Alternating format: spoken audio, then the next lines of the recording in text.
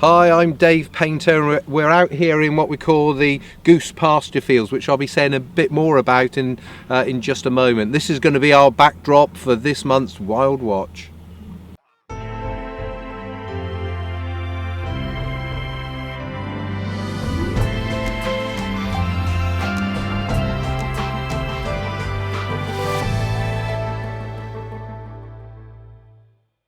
Well, we finally had a little bit of wet weather and the fields are beginning to flood up now, which has caused a lot of new birds to come onto the site, especially lapwing. We've seen over 5,000 of them this morning, and along with the dunlin and golden plovers, they really are quite spectacular, especially if there's a bird of prey around. Peregrines particularly are often targeting golden plovers for one of their favourite foods. So if you're lucky enough to be in the hide then, it can be really spectacular.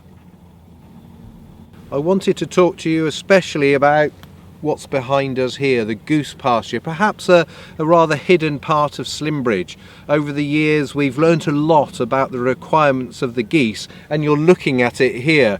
Short, dense grassland, and very importantly this is green, and that's really what's attracting the geese into these areas, and this has been the favourite field over the last couple of weeks.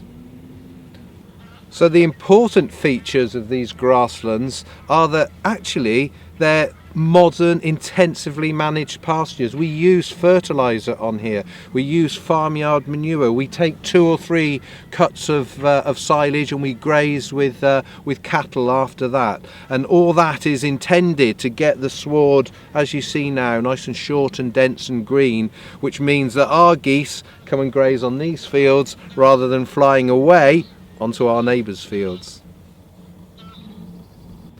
Well, one of the real highlights for me over the past week or so was a sighting of an otter from the Zeiside. We watched it for over an hour, and we've seen a lot of otter activity around the site, most of that recorded on our camera traps, and we know there's at least 3 individuals around the area.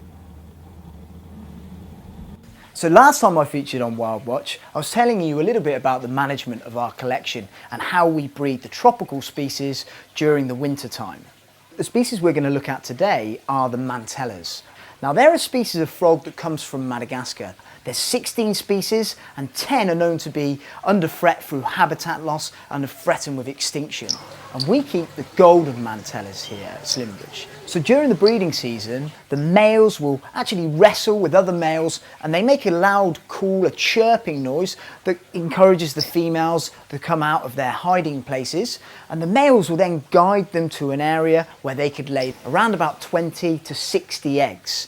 And once they're ready to hatch, which usually takes around 14 days, they'll usually hatch after rainfall and they'll wash into the pools where they can develop. It takes around 70 days from hatching to little froglets, and because they go through 3 different stages during this time of development, we rear them in 3 different types of tanks. So here at Slimbridge we have a tadpole stage, which is their aquatic stage, so they're in a tub which is full of water, and then when they start to get their front legs we transfer them to a metamorph tub.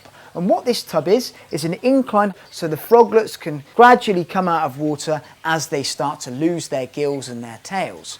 Once they've completed metamorphism, we'll transfer them into a rearing tub, which is very similar to the adult tank, just on a smaller scale. So we're quite successful here at breeding our golden mantellas. So in the past, some of our young have gone off to Chester Zoo.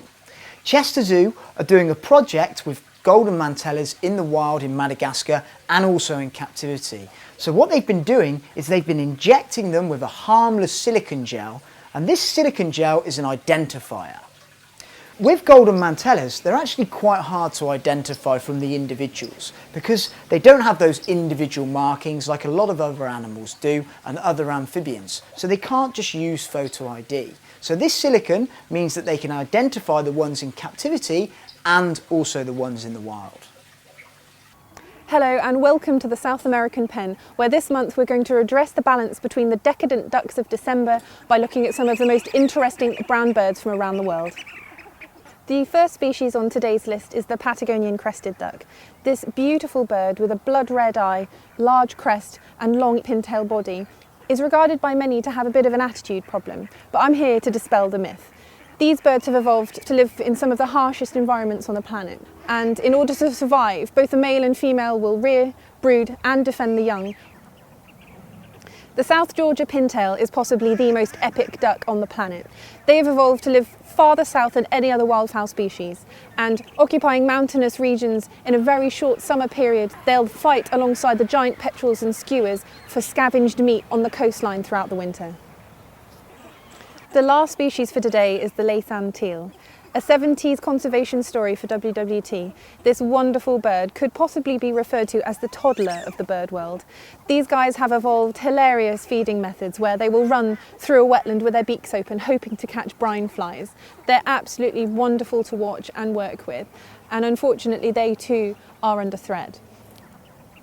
So in WWT's history, we were involved in a vital translocation project where a small group of Laysan teal were released onto Midway Atoll, another Hawaiian island. Here, an insurance population now thrives. Hopefully the Laysan teal is secure from natural disaster and calamity. Hopefully I've convinced you that some of the least colourful birds in the Slimbridge collection actually live some of the most diverse and interesting lives. Next time you head down, why don't you come to the South American Pen and check out the Patagonian crested ducks for yourselves. If you've enjoyed this month's WildWatch, please share it with your friends, visit us on Facebook, Twitter and visit our website here for up-to-date information.